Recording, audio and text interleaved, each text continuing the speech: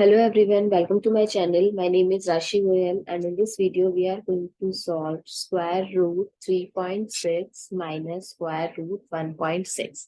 So let's start with the today's video solution. So we can write this as under square root 36 by 10 minus under square root 16 by 10.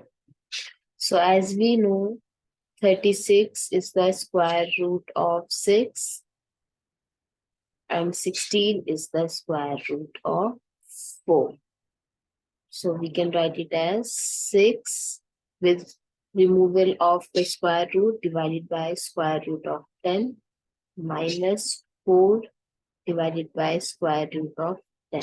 So if I'll take LCM, so it becomes square root of 10. 6 minus 4, that is 2 divided by square root of 10. So this is our answer, but it can't be because it comes in terms of irrational number. So to make it rational, we are going to divide it by the square root of 10 in numerator as well as denominator. So we can write it as 2 times square root of 10 divided by 10. So we can eliminate 2 with 10, that is 5. So our final answer is the square root of 10 by 5. I hope it's clear and you find it useful. So please give us a thumbs up and do subscribe to my channel. Stay tuned.